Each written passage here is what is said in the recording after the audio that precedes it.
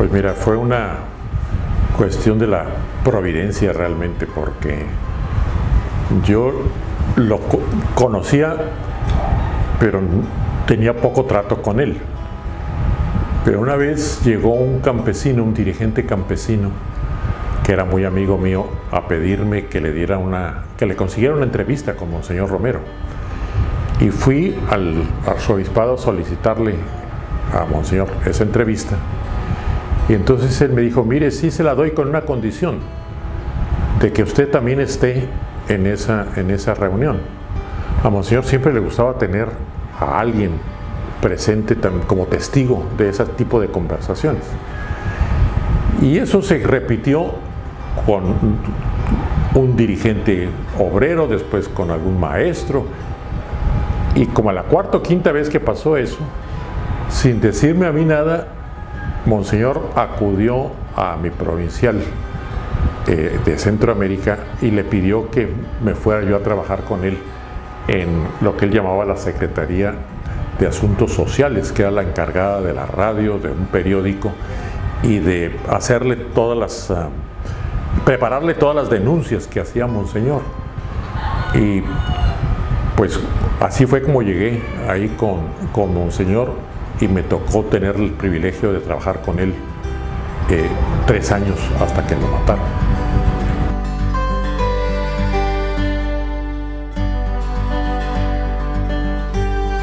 Mira, Monseñor era una persona muy sencilla. Además era tímido, frágil, bastante frágil humanamente, un poco tieso en el sentido de que le costaba comunicarse con las demás personas y mostrar sobre todo sus sentimientos, a pesar de que él era muy cercano a la gente, pero yo creo que la timidez era lo que lo hacía dar la impresión de ser un poco como distante. Ahora, era una cosa muy curiosa, porque Monseñor, en un diálogo bilateral, era eso que te digo, una persona más bien tímida, pero en la medida que iba creciendo los interlocutores de Monseñor, él iba agarrando una fuerza muy grande, y ya cuando eran multitudes, pues era un muy buen orador, muy buen predicador, con mucha energía, con mucha seguridad, etc. También era una persona que yo creo que le gustaba mucho la cuestión pastoral. Él realmente era un gran pastor. Junto con la predicación, el celebrar los sacramentos era una de sus pasiones, y de hecho se pasaba toda la semana recorriendo los distintos caseríos, que allá le llaman, en El Salvador le llaman cantones, visitando las distintas comunidades. Fue en esa época el primer arzobispo de San Salvador que recorrió toda la diócesis, y no hubo un solo rincón que no lo visitara Monseñor.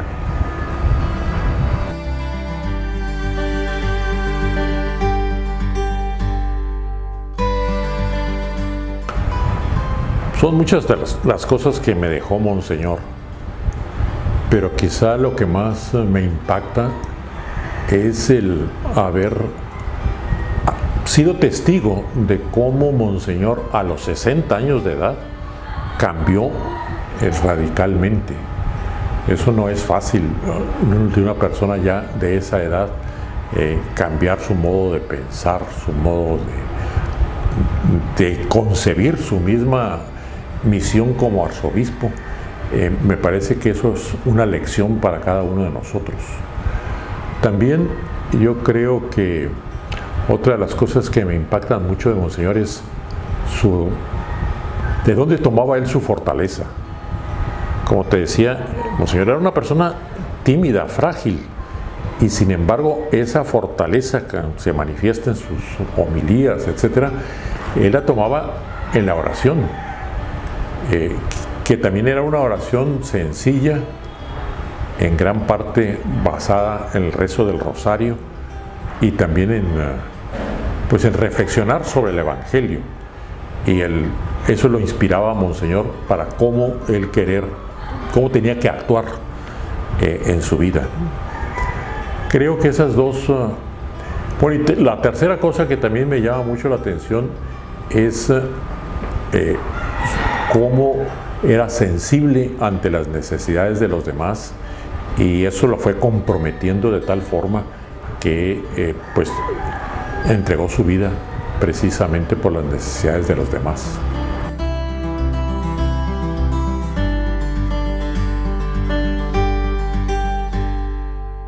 Acabo de leer un artículo, que no me acuerdo el nombre del autor, pero que a mí me iluminó mucho en este sentido. Casi así se llama el título de su artículo: La iglesia de Monseñor es la iglesia que quiere el Papa Francisco.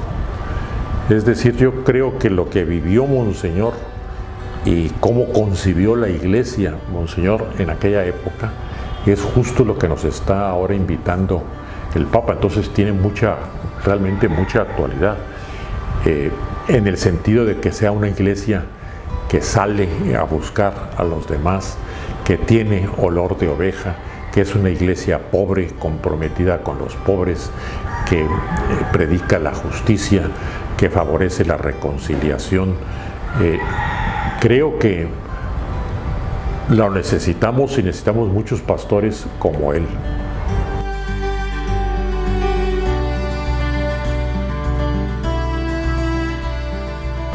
Mira, yo creo que quizá lo más determinante es el que actualmente sí hay las libertades fundamentales, sobre todo libertades políticas, en El Salvador. En la época de Monseñor había una represión política impresionante. Empezaba desde que los campesinos, por la Constitución de la República, estaba prohibido que se organizaran, desde el año 1932, y ahora pues no tienen posibilidades de organizarse, de movilizarse libremente, y de hecho ha habido alternabilidad en el gobierno. O sea, las libertades políticas sí creo que se lograron, que es un gran logro. Lo que no ha cambiado, desgraciadamente, es la creciente violencia que hay en el país, que ahora, según algunas cifras, parece que el número de muertos casi equivale al tiempo de la guerra, y también pues no ha cambiado toda la desigualdad tan grande que existe en ese país, que en parte es motivo o es la causa de tanta violencia.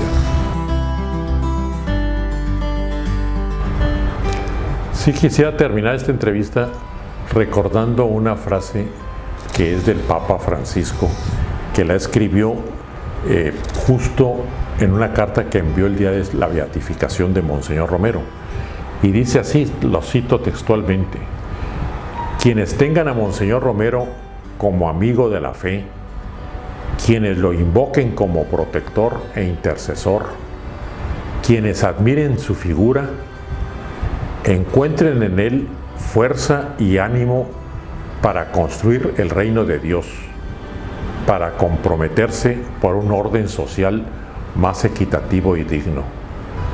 Yo eso es lo que quisiera, que la inspiración de la vida de Monseñor nos lleve realmente a encarnar el Evangelio y a comprometernos con él en el acompañar la lucha de nuestros pueblos.